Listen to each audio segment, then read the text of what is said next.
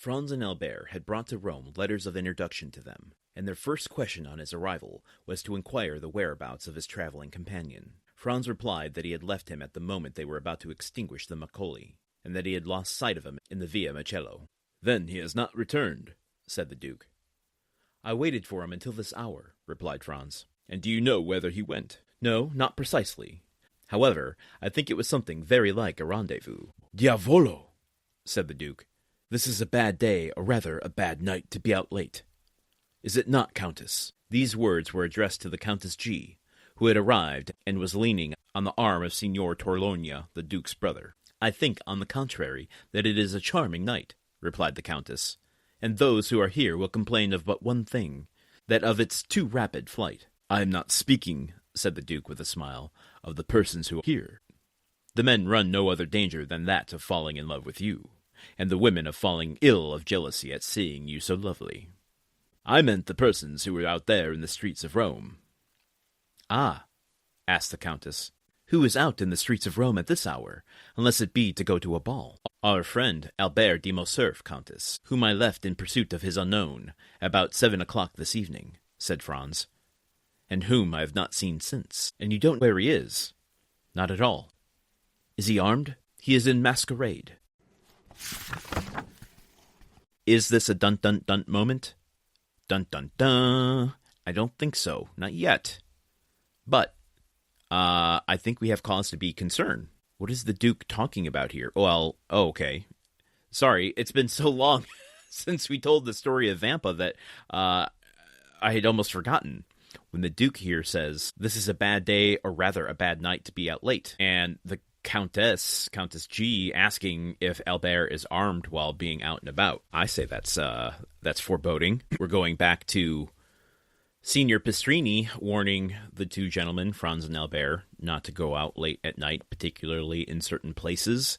We do not know. I don't think we do. Again, it's been a while since I've read the story, but wait, yeah, there was. Let me go back to chapter 36. I'm going to do this in real time here. Remember that letter signed Constancy and Discretion?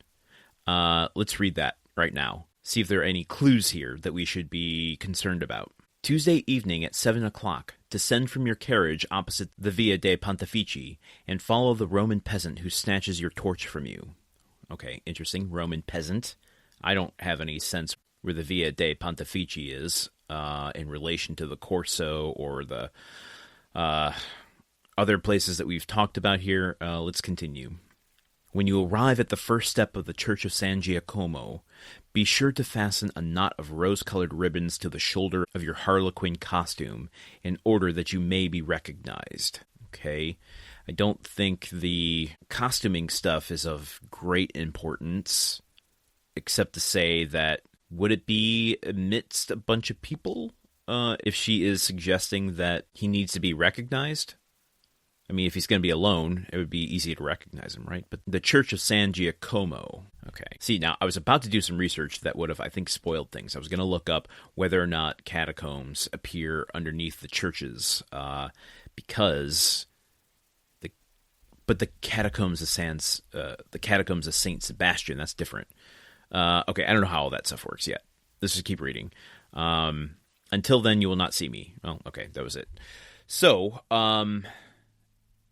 this letter is leading Albert to a certain place for a certain reason, though, now that I'm rereading it, why would this rendezvous, as Franz calls it, with a woman, require a Roman peasant, even if in costume, obviously, to show him the way? That seems a little strange to me. Like, why not just meet the woman somewhere? Why bring a third party into this? Okay. I'm getting kind of nervous for Albert. Clearly, I think Dante has some plans that he's starting to enact here. Right? I mean, if we put everything together, I knew that woman was part of Dante's plan. I knew it. So, Dante, knowing Albert is the son of Mercedes and Fernand, laying a trap for him of sorts. To what extent and to what end, who knows? And now Albert meets with a woman at Carnival who is luring him alone away from Franz. Yeah. Yep. This is starting to make sense. I don't trust it one bit. And Dante is working with Vampa, right? Man, something I did to my own brain in that chapter in the Colosseum really messed me up, because I cannot remember if that was Vampa, or I just logged it in my brain that it was Vampa. Ay caramba. Well, I don't have too much more to add to today.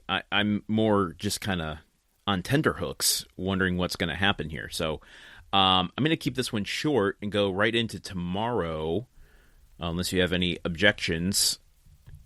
So until then, in which I might read some more out of our Dumas biography. Okay, goodbye. The Countdown of Monte Cristo is part of the Gruntwork Podcast Network. This show is produced, edited, and hosted by Landon Solano. The original text of the Countdown of Monte Cristo by Alexandre Dumas.